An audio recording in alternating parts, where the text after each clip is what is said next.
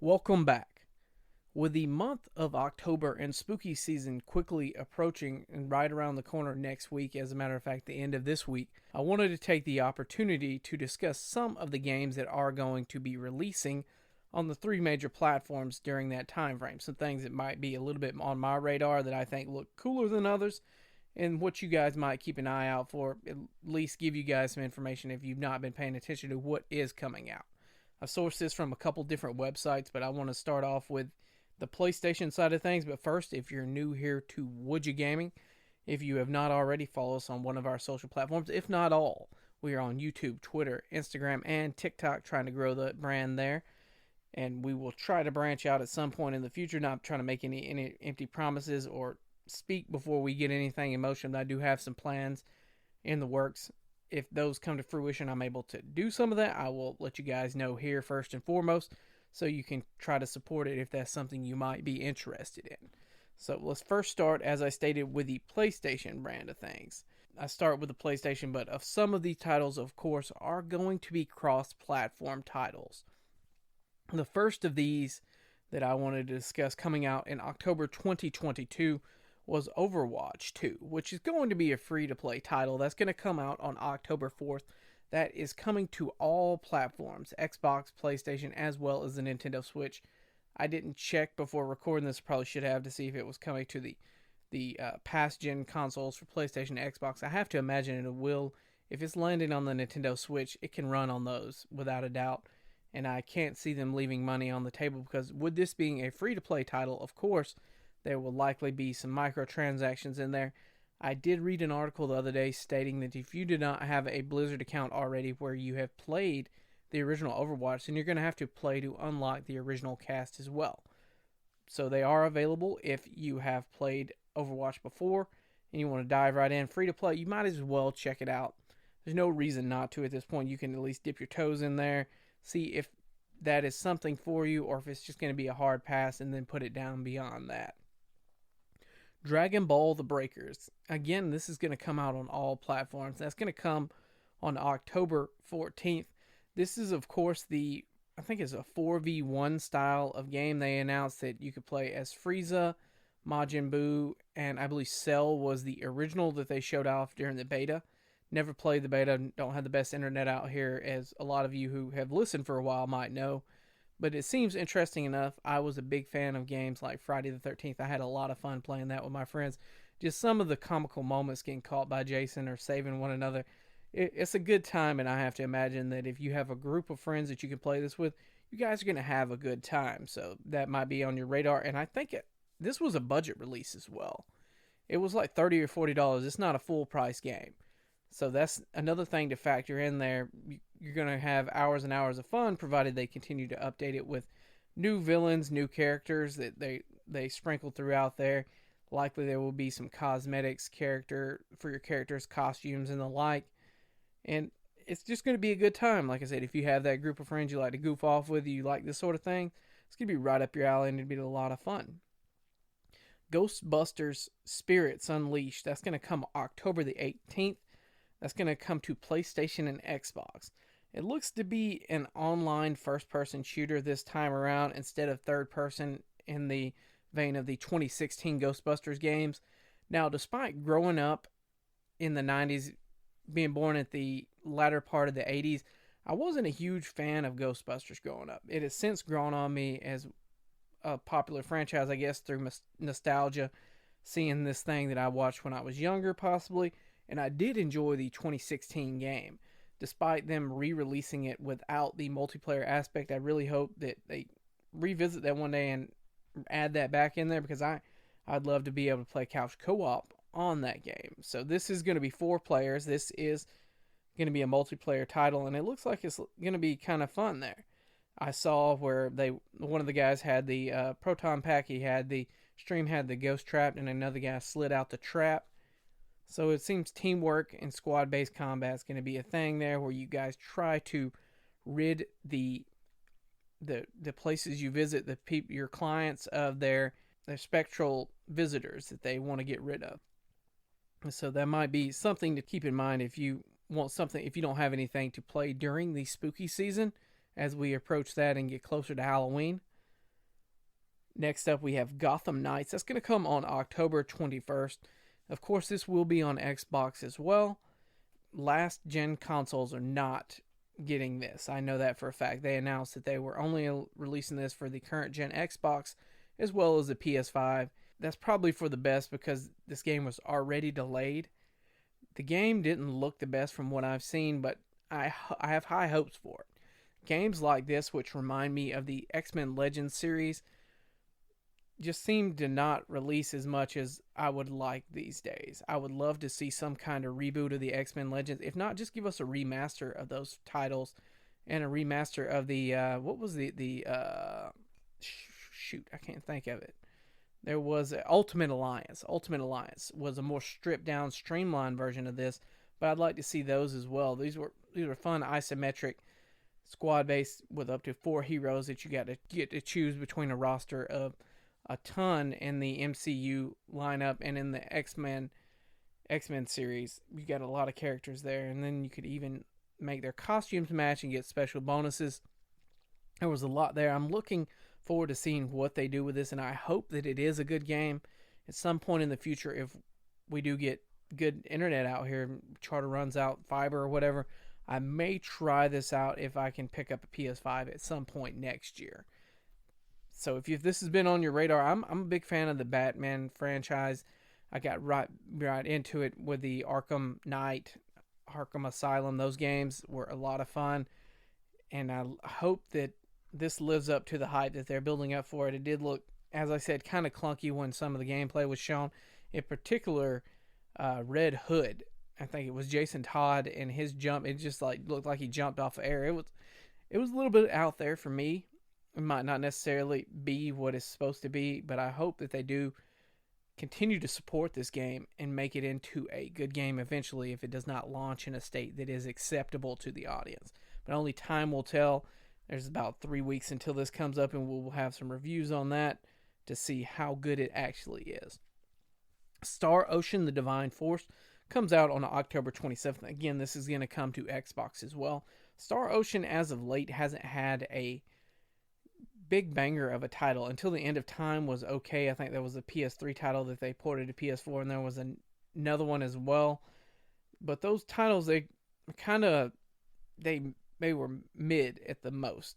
Metacritic scores weren't necessarily blockbuster hits.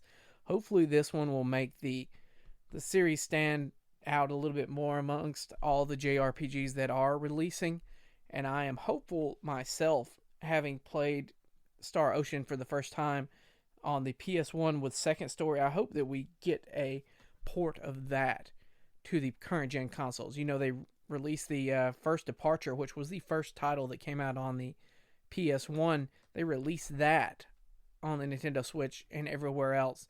I think like a year ago, something like that.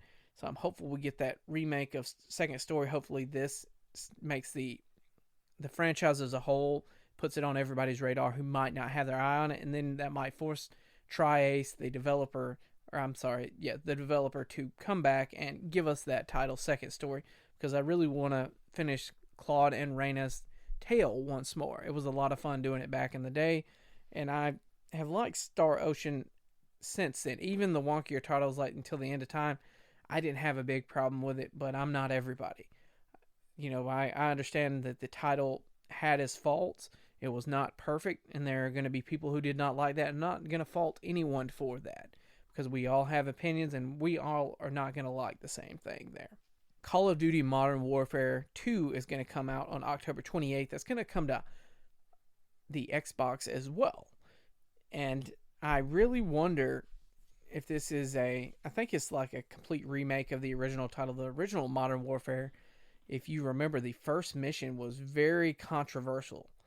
What happened is you would go through a mall and you had to mow down citizens. And I think when they re-released like a remake of it on current gen consoles, they actually cut that.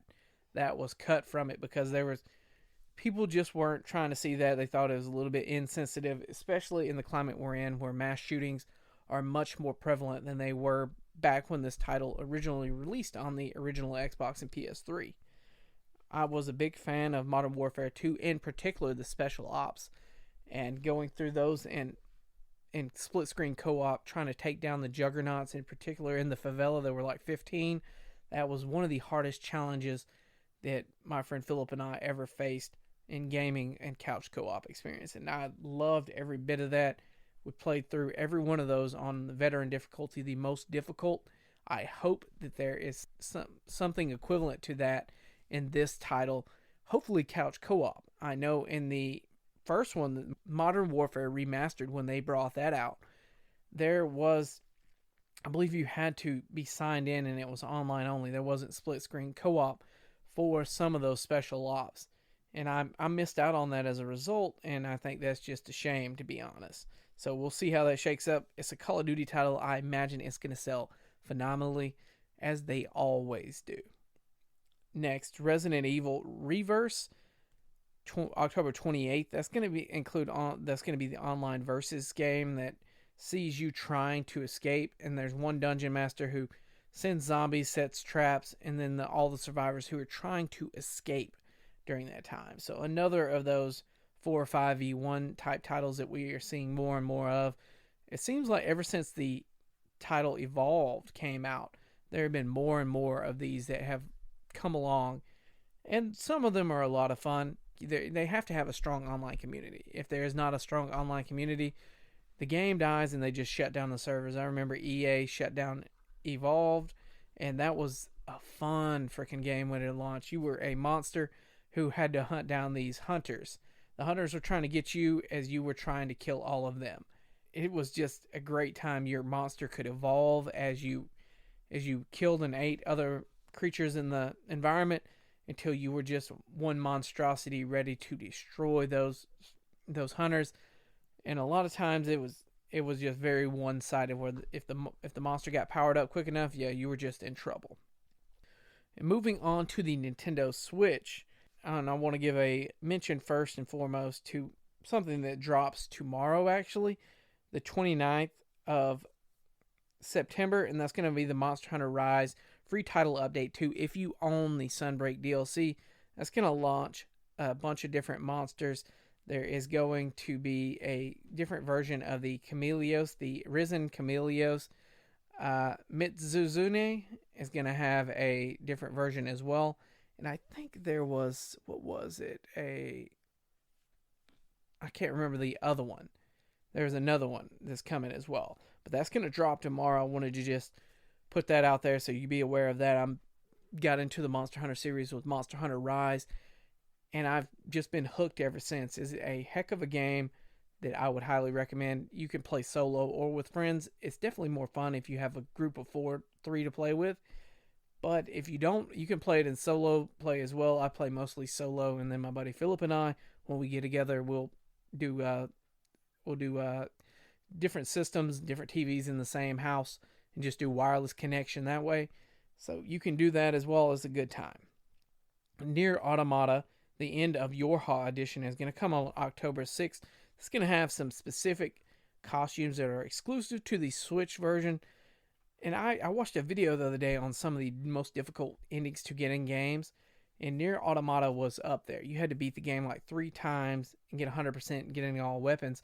Then you had to delete that save and then beat it again to get the final ending. It's very, very, very, very different, and it takes a dedicated individual to do all that. I definitely did not. I couldn't really get into the game as much. It's a fun game. It's just, I don't know. It just didn't suck me in as much as I thought it would have. No Man's Sky is going to come on October 7th. Now, this is not going to include the multiplayer version.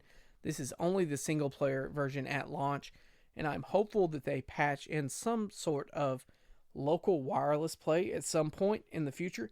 If they do that, I will likely pick up 2 copies of the game, but until then, I don't really see a point. I own a copy of this on the PS4 as it is, and I imagine that Switch version is going to come out at a full MSRP of $60, if you ask me. It likely will, but at this point, it will be deserving of that price. No word. I didn't see anything on whether this will have a physical version or not, but it's a fun title if you're into space exploration or combat. You like flying around. There's a lot to do in this game, and it can keep you busy for some time. Of course, one of the bigger titles in October is the Mario plus Rabbids Sparks of Hope. That's going to come on October 20th. I feel like if you are into this, you're going to be picking it up day one, or if you are just slightly interested in it, as I am, I'm going to probably wait on a sale. We have the original that I got when we first got our Switch, and I still haven't played through all of that, and I purchased the Donkey Kong DLC as well. Got to go back to that at some point. It's one of those things in the backlog that I just got to tackle. But they're adding a lot to this title. They're expounding upon the existing formula. It's going to be a fun game and charming Mario title. Another title that I am very excited for that I will likely pick up somewhere down the road, just to say I have a physical copy on the Switch, maybe even play through it. I don't know. It is a huge time commitment, and I don't say that lightly. I'm talking about 120 hours if you want to do most things, and that's not even all things in this game. Of course, I am talking about Persona 5 Royal. That comes October 21st. That's going to come to the Xbox as well. And this is one of the best JRPGs out there. A friend told me about this title. I had friends telling me, I said, it's like Pokemon. It's like more adult Pokemon. And it's kind of like that. I will say that it is kind of like that. There are elements. You get to recruit monsters to your cause that have different attributes. You can level up. You form social links and with people by spending time with them in the game, and that gives you different perks that can help you out in combat and otherwise. Persona 5 is just fantastic. This title made me want to go explore more of the franchise, and I cannot wait until next year until we get Persona 4 Golden, then hopefully 3 sometime down the road from there, but I'm excited for this. Resident Evil Village, the cloud version, is going to come on October 21st. Perfect game for your Switch for spooky season if you don't want to break out Luigi's Mansion 3 or if you have already beat that. So there's something for you to play there. It gives you the Resident Evil experience, albeit in cloud form. Not a big fan of that, but at least it is running on the Nintendo Switch. So you can play through that experience and enjoy it in handheld mode or in docked with a wired connection would probably be the best experience for anybody trying to do that. Bayonetta is going to come October 28th. That's Bayonetta 3. And the more I see of this game, the more it interests me. And one thing that is interesting to me about the series as a whole, because I was looking into it, I was like, maybe I will give them, after I stated on the last overview of this one we were discussing, I said it might be one that I just don't get around to playing. They're not that long. The games are only like 4 to 8 hours if you want to do a whole lot, 8 hours being like the max.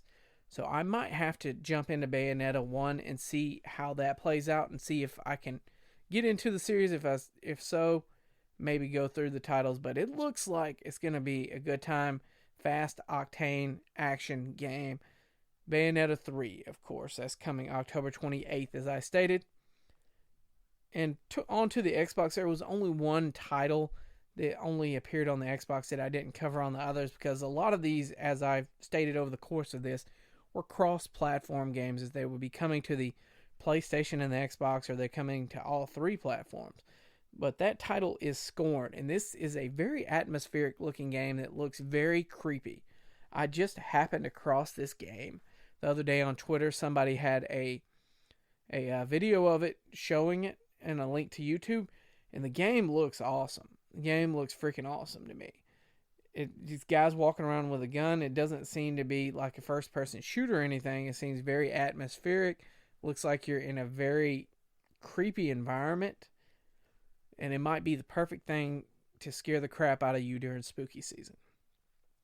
But these were just some of the titles that I thought would be interesting coming up in the month of October. Wanted to get this out there and discuss, what I thought might be interesting to you, what is interesting to me over the course of the next month. And of course, I'll try to come back and at the end of October and do this as well for November. There's a lot more coming out in November. November is looking to be packed. If you have expendable income, you're not going to have much of it left at the end of November because there's just so much to be happy about during that month. But I wanted to discuss this with you guys. Let me know what you think about this. We're going to keep them coming out, try to get a little bit more consistency with this.